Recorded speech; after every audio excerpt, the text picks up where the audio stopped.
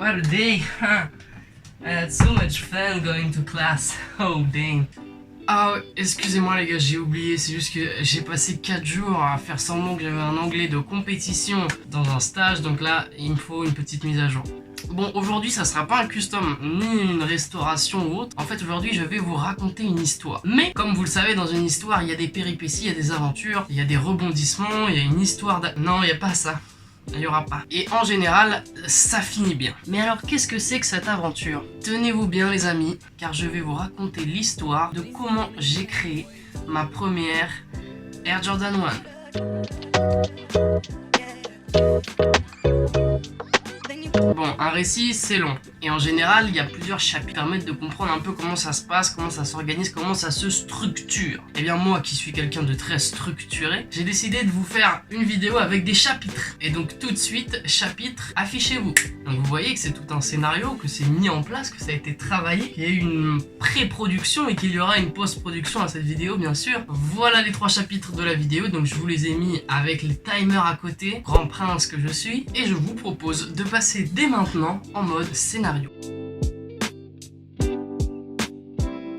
Et bien du 20 au 23 juin passé a eu lieu la The Chou Surgeon School Class à Paris pendant la Fashion Week. Mais qu'est-ce donc que cette classe? J'avais ouï dire que l'école s'était terminée. Et bien cette classe en fait c'est une classe où on apprend à déconstruire et reconstruire une chaussure. Pour nous c'était une Air Jordan 1. J'estime qu'on a eu de la chance. Sachez qu'il y a quelques années, on avait qui avait fait ça sur une Stan Smith. Pauvre luron. Donc cette classe elle avait lieu dans Paris, on était à peu près une quarantaine d'élèves, donc tous des gens qui en fait payaient pour venir. On va pas y aller avec des pincettes, ça coûtait 2500 €, c'était pas pour tout le monde. Fallait vraiment que ça soit ta passion ou alors que t'aies de l'argent à mettre. Alors voilà, on s'est retrouvé dans une classe avec donc 40 personnes, à peu près 5 profs accompagnés de 3 ou 4 assistants. Et l'objectif, la mission, c'était de construire notre propre paire de Air Jordan 1 en 4 jours chrono. Donc pour rentrer un peu plus dans les détails, ces gens-là ils viennent de Los Angeles, c'est une grande équipe qui est en fait composée de près 40-50 personnes. Et en fait c'est leur boulot. Ils fabriquent des chaussures sur mesure pour notamment des stars ou des gens en fait qui ont un gros pouvoir d'achat. Et donc ils ont mis en place il y a quelques années la classe, qui est en fait une classe mobile qui va à travers le monde entier pour apprendre aux gens à créer des chaussures. On avait 5 profs qui étaient tous des génies du custom, hein. Je vais pas aller plus loin, les créations, c'est, je veux dire, pour un amateur de custom, c'est la quintessence, c'est le top, c'est le sommet. Mais alors j'en viens à m'interroger, ces 5 personnes ont-elles appris ces techniques par elles-mêmes ou par le biais d'un intermédiaire? Effectivement, il y a quelqu'un qui se cache derrière tout ça, et ce quelqu'un, c'est The Chou Surgeon, ou plutôt Dom, ou Domi, le gars sûr, The Chou Surgeon, sur l'épaule. D'ailleurs petite dédicace à lui qui s'est fait un plaisir de me faire mon merchandising Trust the Process. Il m'a fait du merch, je lui ai dit merci à Dom et je lui ai dit allez, prends 2 €, va t'acheter une glace, cadeau. The Chou Surgeon c'est en fait le grand sensei du custom. C'est quelqu'un qui a commencé tout seul en faisant des customs classiques comme vous pouvez voir sur mon Insta, des customs à la peinture, et qui petit à petit s'est amélioré par lui-même et a fini par créer lui-même des chaussures. Bon, la première paire elle ressemblait à ça, moi j'aime bien. Je vais pas vous refaire tout un résumé de qui est Dominique, il y a plein d'interviews de lui, il y a même une vidéo sur Camino qui explique très bien qui c'est. Donc voilà, Dominique c'est un peu le boss de tout le monde, c'est notre daron. Et donc j'ai eu l'occasion de travailler avec ses apprentis et avec lui-même pendant 4 jours. Donc on a eu quelques occasions de discuter, hein. On s'est dit quelques mots, hein. Et en fait c'est quelqu'un d'un peu réservé, mais au final qui a pas de problème à répondre à tes questions. Et en fait tout ce qu'on a appris dans la classe, c'est ce qu'il avait essayé avant, c'est ce qu'il avait tenté. C'est lui qui a posé les bases et c'est lui qui a échoué en premier. Et en échouant, eh ben, il a fini par avoir des certitudes sur ce qui marche. Et au final, ces certitudes lui ont permis d'apprendre et ensuite de l'enseigner aux professeurs qui nous l'enseignent à nous à la fin. Voilà pour la mise en place du contexte. Je vous propose dès maintenant de passer au chapitre 2 qui est sûrement celui pour lequel vous êtes tous là. Et oui, comment ça s'est passé? Eh bien je vais vous raconter ça de manière chronologique, c'est-à-dire je vais y aller jour par jour, histoire que vous captiez bien un peu l'ensemble de ce qui s'est passé. Donc à l'arrivée on nous a remis cette boîte, donc c'est une sacrée boîte. Elle était posée sur la table avec notre nom comme au bac en fait, que là dans la salle la moyenne d'âge elle était à peu près à 30 ans. Après ça existe les gens qui passent le bac à 30 ans. Donc spéciale dédicace aux gens qui passent le bac à 30 ans, on est ensemble. Donc qu'est-ce qu'il y avait dans cette boîte? Et il y avait en fait une petite trousse avec tous les outils nécessaires à la fabrication de cette chaussure. Donc c'est des outils qui vont du marteau classique à des outils que vous avez sûrement jamais vu vu et qui servent en fait au traitement du cuir en général. Fort bien, mais qu'avez-vous donc fait ce premier jour? Et bah le premier jour, il était consacré à la déconstruction. Donc dès le matin, on a appris comment prendre une chaussure. On va prendre pour exemple cette Jordan qui apparaît dans la dernière vidéo. D'ailleurs, tu peux aller la regarder si ça t'intéresse de savoir comment on rénove une Jordan. Et en fait, ils nous ont appris comment retirer la semelle d'une chaussure sans l'endommager pour en fait pouvoir reconstruire le upper et le poser sur la semelle. Donc en faisant ça, ça te permet en fait de faire ce que tu veux parce que tu vas utiliser les cuirs que tu as envie pour reconstruire ton upper que tu vas remettre sur ta semelle et donc tu auras la paire de ton choix. Après avoir appris à déconstruire est venue une phase un peu particulière. Et oui, je parle du choix des cuirs. Donc on avait un grand choix de cuirs qui nous permettait en fait à chacun de pouvoir choisir un peu le colorway qu'on voulait. Il y avait des cuirs un peu éléphants, des cuirs qui changeaient de couleur au soleil, des cuirs un peu camo. Enfin bref, il y avait vraiment un grand choix. Pour ma part, j'ai choisi de m'orienter vers des couleurs un peu vintage, c'est-à-dire un marron assez foncé, un bleu un peu jean et un noir plus épais, un peu éléphant. Mais alors pourquoi ces choix de couleurs? Et bah je crois que ça va être l'instant émotion de la vidéo. En fait, comme vous pouvez l'imaginer, 2500 € pour un étudiant comme moi, c'est pas possible. Et il s'avère que quand j'ai entendu parler du stage, j'ai eu une discussion avec mon père. Parce qu'en fait, il regarde toutes les vidéos de Camino TV. Et il a vu la vidéo où on en parlait. Et où je disais que c'était super intéressant. Mais que moi, je pouvais même pas me l'envisager en fait. Après 3000 €, le problème c'est que moi j'ai pas les moyens. Je pense qu'on est beaucoup dans le custom où on n'a pas les moyens de mettre 3000 € là-dedans. Mais le mouvement est cool. Et voilà, quelques temps après, il est venu me voir et il m'a dit qu'il allait mettre l'argent pour la formation parce qu'il sait que c'est mon but et que c'est ce que je veux faire dans la vie. Et voilà, je pense que c'est important de rendre à César ce qui appartient à César. Il a tout le mérite dans cette histoire, je suis super reconnaissant. Et vraiment, si je peux donner un conseil par rapport à ça, si vous avez des projets et que vous voyez qu'il y a des gens dans votre entourage qui croient autant, voire plus encore que vous en vos projets, bah prenez soin de ces gens-là parce que c'est vraiment précieux. Et c'est pour cette raison que j'ai décidé que la paire que je ferai au stage, je lui offrirai. Donc j'ai pris sa taille et la paire en question, elle sera pour lui. Moi je m'en foutais un peu de la paire.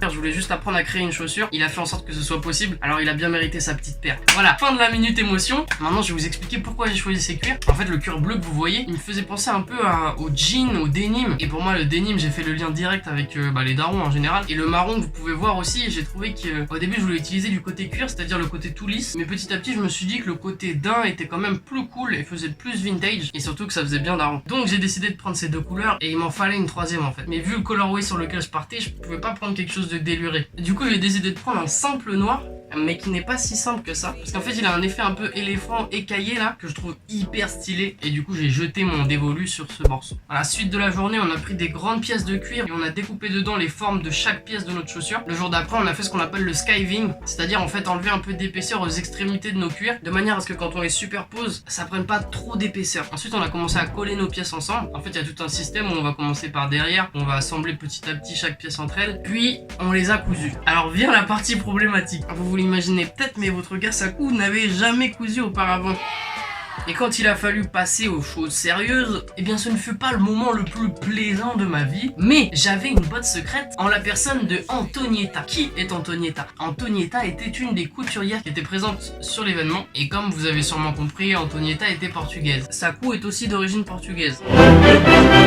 Et donc évidemment on s'est très bien entendu, on a échangé quelques mots sur nos familles respectives, ce qui est à peu près la tradition quand tu parles à un portugais au début. Elle m'a accompagné pendant tout le processus, du début à la fin, elle était là, elle me disait faut faire comme ci, faut faire comme ça. Et je suis très reconnaissant à cette personne qui était super généreuse. Et en fait la couture, plus t'en fais, plus tu kiffes. Parce qu'au début t'as un peu peur en fait, mais plus tu vas en faire, plus tu vas choper le coup de main, et plus c'est plaisant en fait. Alors oui ça a l'air super con comme ça, mais vraiment quand je faisais une belle ligne, ma réaction c'était... Et voilà en fait étape après étape, ma paire a pris du galon, elle a commencé à se garnir en fait, à ressembler à une vraie paire de Air Jordan 1. Et en fait on a fini avec la dernière étape qui n'est pas des plus plaisantes, où le professeur ils arrivent, ils prennent ta paire et ils la mettent dans le four.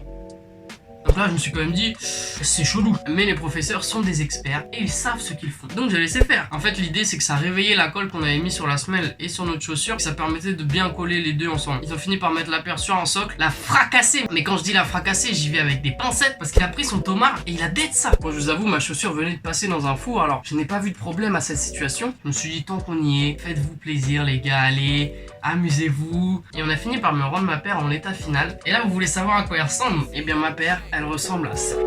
Yeah, let's go. So, tell me if you want it, I want it. Yeah. Picture ain't nothing special. Look in the mirror, you're so far from it. Darling wants my love. I said my heart's full, I ain't got no storage. I can just being honest. Boys asking for shit, I can't promise. Said she ain't no stuff, now my balls on her tongue, like how ironic. She dish out some 10-10 brain, or she gave me a whole load of knowledge. He owed man cash, had to shake man down like empty your pockets. Bro said I changed drill, I'm trying to get rich, they ain't gotta show homage. They wanna do me. Oui, j'écoute. Ah, vous appelez pour me dire que ma paire est ultra stylée. That's right, my man. Bon, voilà le bijou en chair et en os. Bon, si tout se passe bien, vous venez de voir le beau gosse qu'il apporte là. Mais là, les détails. Le cuir un peu éléphant dont je vous parlais tout à l'heure. Le baudin de qualité. Ah, je l'aime. Hein. Là, la touche de rose qui ressort là. Moi, je trouve qu'elle fait splendide. C'est un micro détail, mais I like that. Icy Soul. C'est peut-être mon unique regret. J'aurais peut-être préféré avoir une semelle noire ou un truc comme ça. Mais voilà quoi. C'est moi qui l'ai faite. C'est moi qui ai fait ça là. Ça là. Ça, toutes les coutures. Tout là, ce que vous voyez. Tout le rembourrage, tout, l'intérieur, tout. C'est la Saku Sneakers. Et encore une paire de plus que je pourrais jamais porter. Mais bon, c'est cool parce que l'histoire commence avec cette paire. Et je suis super content de la façon dont ça démarre. Maintenant, vous savez tout sur ma paire. J'ai pas grand chose d'autre à vous raconter. Mais comme vous le savez, je suis un très grand amateur de créativité. Et cette classe, elle en était pleine à craquer. C'est-à-dire que chaque personne avait son univers. Franchement, ça m'a passionné. Donc, ce qu'on va faire maintenant, c'est que je vais vous présenter un peu toutes les chaussures que j'ai kiffé. Et si j'ai quelques infos sur le pourquoi du comment le créateur a choisi ces coloris, eh bien, je vais vous les donner. Et ça se passera dans la troisième partie.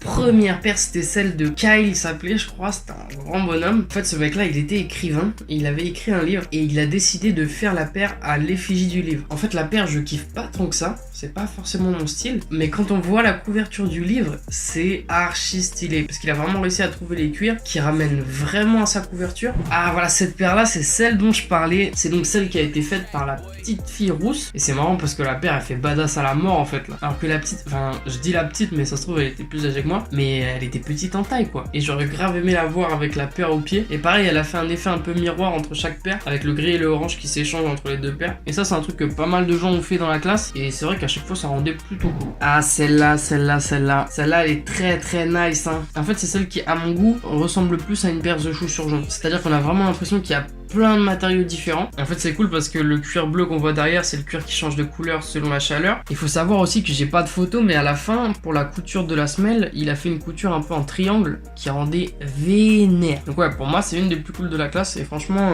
beau travail. Et celle-là aussi, j'aime bien. Alors, il a utilisé un des cuirs que je trouvais aussi très compliqué à utiliser. C'est un cuir qui fait un peu camo écaillé là, et je le trouvais très très cool, mais pas facile à utiliser. En fait, je pense que le truc, c'est que si tu prends ce cuir là, t'es obligé d'adapter tout le colorway à ce cuir là. J'aurais peut-être pas utilisé du orange, mais ça rend cool. Ah, attention, la fameuse. Alors celle-là, ce qui est cool, c'est que je connais un petit peu son histoire, parce que grâce à la classe, j'ai pu beaucoup parler à son créateur, qui est super cool d'ailleurs. Grosse dédicace à toi. Et donc la paire, elle s'appelle Ice Cream. Et le délire, là, vous l'avez compris, c'est qu'on a une couleur un peu beige qui fait penser à la vanille, et une couleur un peu rose clair qui fait penser un peu à la fraise. Et donc on a une paire qui ressemble à une glace en fait. Et ce qu'on retrouve sur le swoosh, c'est encore notre cuir qui change de couleur. Et d'après ce qu'il m'a dit, l'idée c'était que ça représente le ciel, et en fait quand on mange une glace, bah souvent c'est dehors, et en fonction de s'il y a du soleil ou non, bah le swoosh change de couleur, et en fonction de s'il fait beau ou non, bah on mange une glace ou on mange pas de glace en fait. Je suis super fan de la paire, mais je suis surtout super fan des idées, parce que là le concept il est carré.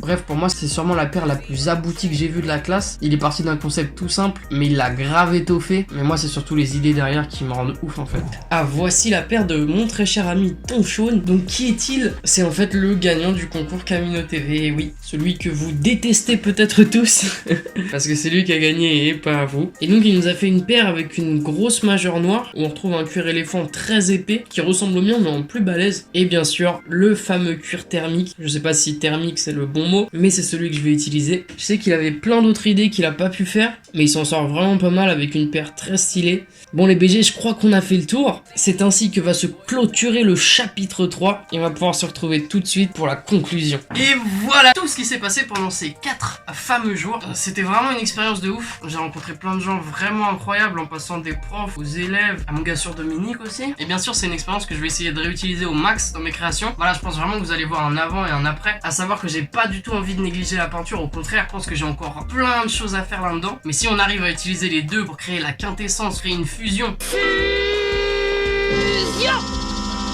qui nous permet de faire les customs les plus stylés possibles. Mais c'est ce que je vais faire. Voilà, merci encore à tous les participants. Il y avait vraiment que des vibes positives là-bas. Et ça m'a fait du bien de voir que je suis pas le seul à kiffer la création comme ça. J'espère que cette vidéo vous a permis de bien comprendre ce qui s'est passé et que ça vous a donné envie de créer vous aussi. En attendant, on se retrouve très vite pour une prochaine vidéo. N'hésitez pas dans les commentaires à me dire quelle est la paire que vous préférez et comment vous auriez fait vous. Voilà, moi je tire que du positif de cette expérience. Ça m'a vraiment donné envie de continuer et d'apprendre encore plein de trucs. L'aventure ne fait que commencer les amis. On se retrouve très vite, que du love, vive la créativité. C'était ça.